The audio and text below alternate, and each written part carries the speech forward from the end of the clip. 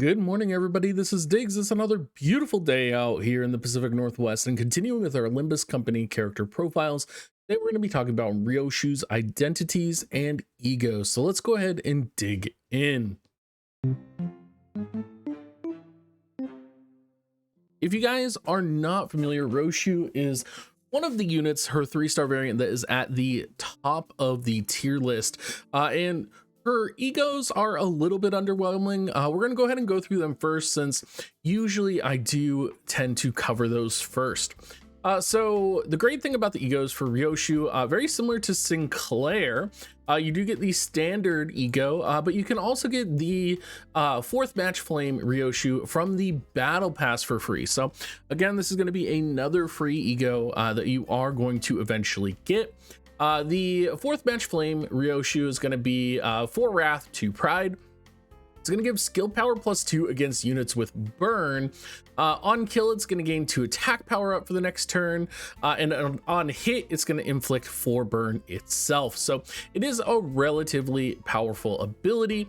The 4th match flame passive is going to be every 4th skill used, gain +4 final power, and inflict 4 burn with each of its attacks. So very powerful passive. It definitely is going to be a little bit preloaded. You're going to have to get to that 4th skill, but very good and very powerful. And I think as I have been doing these unit reviews and I've been learning more and more about these units, Ryoshu is used so much that I think as more units become primary, as more units become mainstreamed and you get more of these egos, I think there will be more burn spread out around units. So I think that will make this ego even more powerful. Just from what I've seen, I think we'll be seeing burn. Like, we're in a bleed meta right now, and that's true, but I think we're going to be seeing more burn as we do progress. Now, her standard ego is going to be 2 wrath, 2 lust. It's called Forest of the Flames. So it's going to inflict 6 burn and inflict 1 fragile on a heads hit for the next turn. I love fragile. I love being able to debuff the opponent. Again, 6 burn, not the best, but you know, still good. The passive as well, at the start of the combat phase, self-apply slash damage up and fragile by wrath divided by 2 for this turn. So very cool. Getting that slash damage up, going to be very powerful, especially as we do look at her 3rd form and some of her other forms, because she is kind of a monster in terms of slash damage. Taking a look at her first identity, Ryoshu 1 star is going to be 3 gluttony, 2 lust, and 1 pride. You know, kind of along with all of the 1-star units, she's okay. I would say she's more underwhelming to me just because her primary ability gives poise, and then her secondary ability is going to be if the target previously took damage this turn, deal plus 30% damage, which is only going to be good if you're like multi-targeting an opponent. Her final ability is okay. You know, gain 2 slash damage up at combat start is great. And her passive is okay, which is deal and take 25% damage for gluttony times 3. I also like her support ability. The problem is I think most people are going to be setting 3-star for their kit. If you don't have the 3-star or the 2-star, I would set her for her passive skill, or her passive support skill. 1 ally with the lowest max HP deals and takes plus 20% damage, because gluttony times 3 is pretty easy to activate here. She is going to be 3 to 6 speed, 28 defense, nothing really remarkable in her stats. Taking a look at section 6 Ryoshu, 7 section 6 Ryoshu. I love this artwork, by the way. You saw it on thumbnail. God, this is amazing artwork. Absolutely incredible work here. I almost want to just have my husband Giant on here just to like show and talk about the art, because it's so amazing. So we're gonna have 3 sloth, 2 pride, and 1 gluttony. The sloth ability is a blunt attack. Keep that in mind. You want to keep in mind that the growth is 0.82 as well for all of her abilities, which is one of the highest growths that you can get in the game. So she's going to be dealing a little bit more damage. Her first 2 abilities are only 1 coin as well, so just keep that in mind. Her first kit does inflict rupture. Again, you guys know I'm not that huge fan of rupture.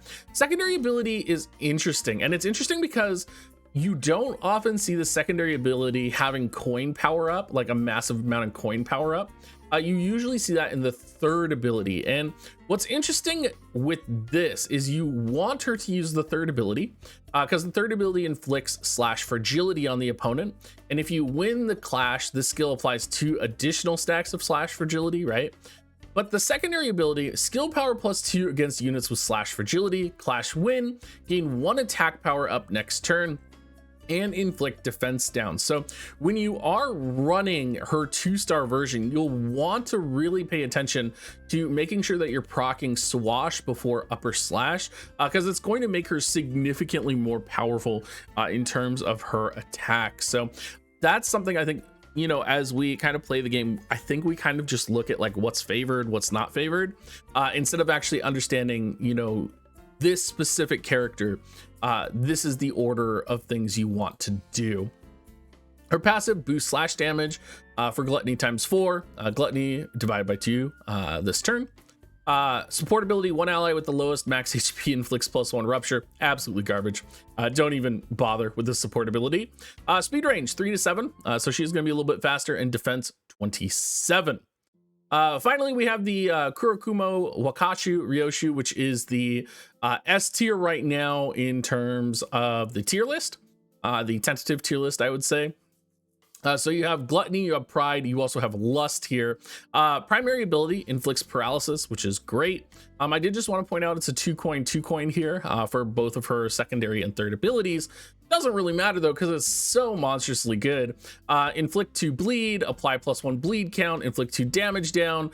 Her third skill, inflict 2 bleed, apply +3 bleed count, inflict 3 offense level down. She's just a monster. Like, these are all, everything is good. She could use any ability, and this is going to support you. Her passive, deal less damage to target with bleed for lust ×3, which is crazy. And then 1 ally with the highest speed inflicts +1 bleed. You are going to need lust ×4. You may not be able to pull that off right away, but it's still really good. And her speed's coming in at 3 to 6, which is reasonable, and 30 defense. So overall, she is a really good unit with a really good kit, especially for the 3-star. The 2-star has a little bit of very specific things you're going to want to do if you are operating that unit. And the 1-star has some really good support passive. So if you want to set a really powerful support passive for your party, if for whatever reason you don't have 3-star Ryoshu, which I actually didn't until today, then you will want to set that 1-star and make sure you have that support ability unlocked.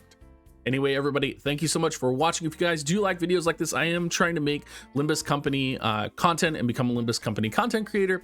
So please share these videos out, leave a comment to help support me, and I will catch you guys next time.